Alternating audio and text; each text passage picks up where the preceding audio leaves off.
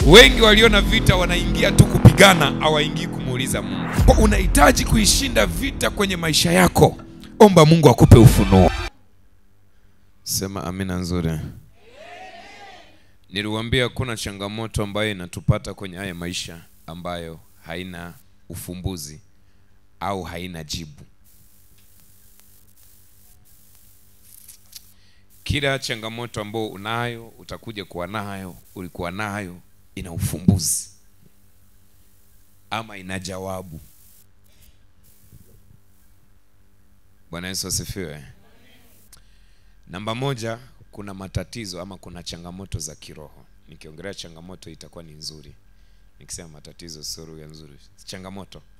Kuna changamoto za kiroho, lakini vile vile kuna changamoto za kimwili. Kwa unapaswa kujua kwamba wewe unaishi katika ulimwengu wa aina mbili. Unaishi katika ulimwengu wa aina mbili. Ulimwengu wa kwanza ni ulimwengu wa kiroho, alafu ulimwengu wa pili ni ulimwengu wa kimwili. Na ufundishaga sana, natamani Roho wa Mungu akusaidie ukue na maisha yako yabadilike.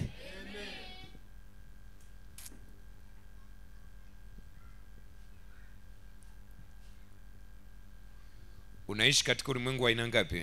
Mbili. Ulimwengu wa kiroho na pia ulimwengu wa kimwili. Unaishi katika ulimwengu wote kwa wakati mmoja. Kwa wakati huo huo uko kwenye ulimwengu wa kiroho, kwa wakati huo huo pia uko kwenye ulimwengu wa kimwili. Sasa vitu vinavyotokea kwenye maisha yetu vile vile kama ambavyo tunaishi katika ulimwengu wa aina mbili, na vitu pia vinavyotokea kwenye maisha yetu vinatokea katika namna mbili. Vinatokea katika roho na pia vinatokea kimwili.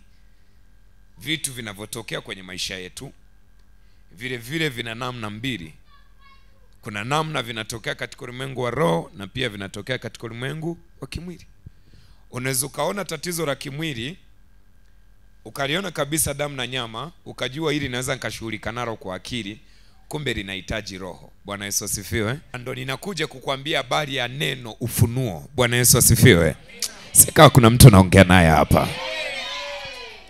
Ndio tunakuja kwamba ili uweze shughulika na tatizo lolote kwenye haya maisha kirahisi, unahitaji kitu kinaitwa ufunuo. Matatizo sugu, matatizo ambayo yamekoma, yanajirudia rudia, hayataki kuondoka, umeomba, umefunga, vimegoma, unahitaji kitu kinaitwa nini? Ufunuo.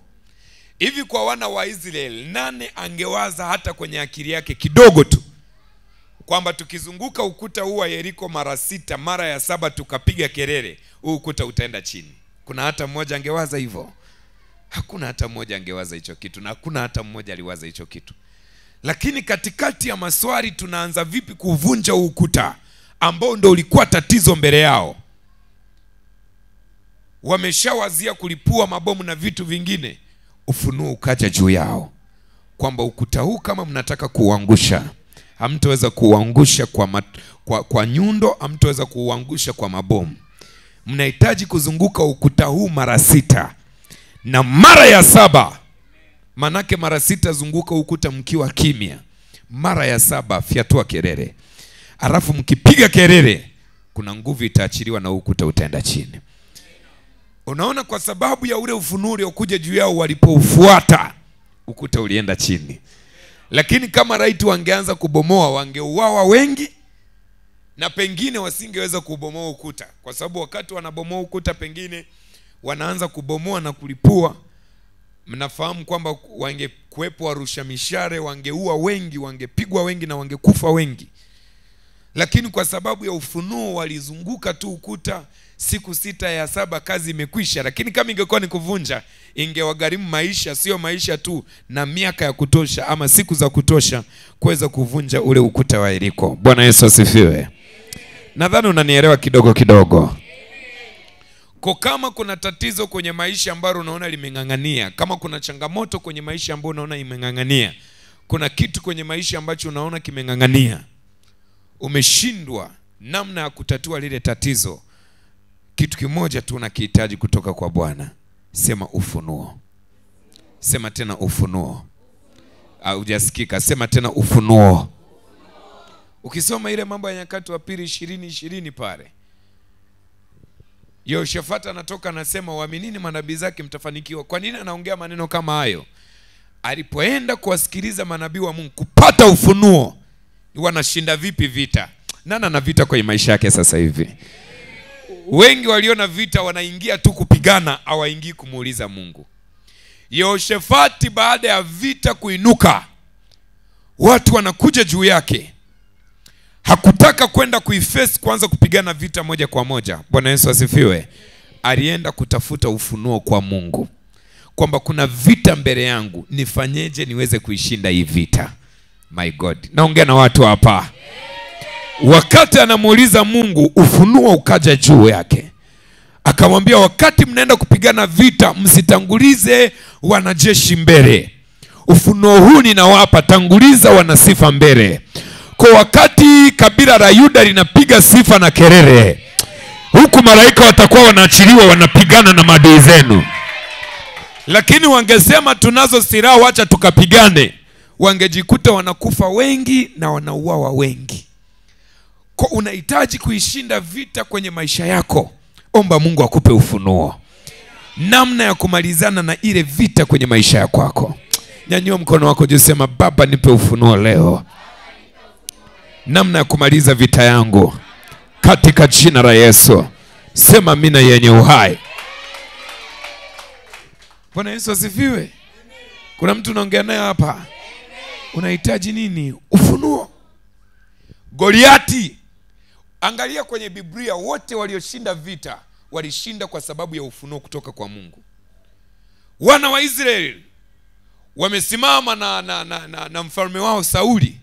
Goliati amesimama mbele yao, kila siku anawatishia, anawaambia nitawanyonga nyie, hamna akili nyie. Kila siku anawatukana, yani kukikucha wanaamka na Goliati, jua linazama wanazama na Goliati. Bwana Yesu asifiwe. Jitu la mtu limesimama pale, alafu linawatishia, linawaambia kama kuna mtu yote hapa anaweza kunishtua, njoo hapa. Waliteseka kwa miaka kwa sababu ya mtu mmoja anaitwa Goliati. Na silaha zote walizokuwa nazo na uwezo wao wa vita waliokuwa nao na historia yote ya vita waliokuwa nayo ya kushinda, bado waliferi kumkabili mtu mmoja anaitwa Goliati. Aliwapa hofu ya kutosha na wakadhani kabisa huyu mtu hatuwezi kummaliza. Lakini akatokea mtu mmoja anaitwa Daudi. Sema amena. Sema ufunuo. Imagine jeshi limejipanga, majemedari wa vita wenye nguvu, wenye vifua, wameshindwa kupigana vita. Alafu Daudi anasimama anasema mimi nitamshinda. Alafu kadogo kembamba akana mwili wa kutosha, kanasema mimi nitamwangusha. Hivyo unajua Sauli alishika yale mavazi ya vita akampatia Goliati, akampatia Daudi. Daudi akajaribu kuyavaa, yakamlemea, akataka kuanguki, ikabidi ayavue. Kwa itimizi Daudi hata kifua kwa nacho. Bwana Yesu asifiwe. Hata mkono hakuwa nao. Uwezo wenyewe wa kubeba silaha za vita hakuweza kuwa nao. Atawezaje kupigana vita? Mtu ambaye hata silaha za vita zenyewe hawezi beba. Bwana Yesu asifiwe. Lakini akapata ufunuo kutoka kwa Mungu kwamba huyu Goliati anachokitumia sio hali ya kawaida, anatumia miungu. Naongea na watu hapa. Daudi alipopata ufunuo akasema, wewe sitokuangusha kwa kitu chochote, nitakuangusha kwa jina la Bwana. Na kwa sababu ni kwa jina la Bwana, jiwe moja linakutosha. Daudi akakamata jiwe akaliachilia. Wakati analiachilia anatamka jina la Bwana, Goliati akaenda chini. Fuatilia wote kwenye Biblia walioshinda vita, walishinda kwa sababu walipata ufunuo kwa Mungu. Wewe ni mwana wa Mungu, iko vita nyingi inainuka mbele yako, inakushinda kwa sababu hutaki kutafuta ufunuo kutoka kwa Mungu. Leo ninakuombea, pokea ufunuo kwa Mungu kwa jina la Yesu. Yeremia 1:19 anasema watapigana lakini hawatoshinda. Kwa vita imeruhusiwa kuwepo, lakini Mungu amekwisha tupa ushindi. Lakini wa ushindi tunaupata vipi? Kwa kupata ufunuo kutoka kwake, kwamba vita hii fanya 1 2 3, vita hii fanya 1 2 3, hii vita ya njaa iliyoipata fanya 1 2 3, hii vita ya aibu iliyoingia fanya 1 2 3, hii vita ya namna fulani fanya 1 2 3. Wana wa Mungu ama Wana wa Mungu ni wavivu wa kumuuliza Mungu juu ya masuala yanayowatokea kila siku kwenye maisha yao.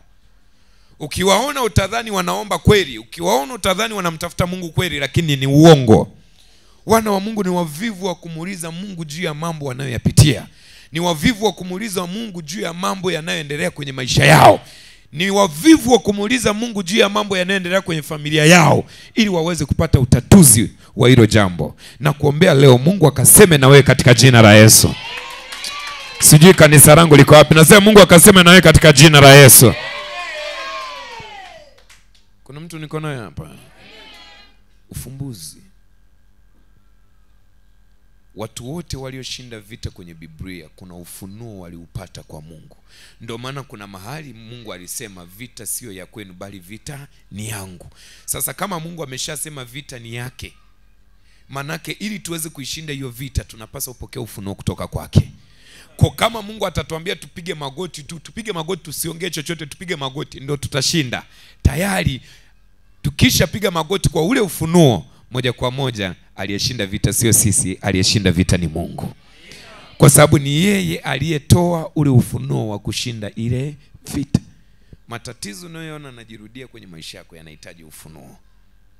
Ili uweze kuchomoka kwenye changamoto yoyote hapa, vita yoyote ambayo umejikuta, unahitaji kitu kinaitwa nini? Ufunuo. Hivi naongea na watu walioko rohoni ama naongea na... Ufunuo ni nini? Ni sauti kutoka kwa Mungu. Ni kitu ambacho ulikuwa gizani nacho, unafunuliwa. Unaambiwa fanya 1 2 3 na maisha yako yatakuwa 1 2 3. Ufunuo ni jambo unalofunuliwa. Ulikuwa gizani, unapiga ngumi huku, kumbe ilibidi upige huku. Mtu ambaye kila siku unamshirikisha mambo yako, namwambia yani mambo yako 1 2 3, yani vitu mko, anakuambia tuombe. Kwa sababu una ufunuo, unadhania yule mtu unamshirikisha mambo yako na anakuambia tuombe, anakushauri vizuri, unadhani kwamba labda ndo mtu sahihi. Na akikutana na tatizo analia, kumbe ni machozi ya kinafiki.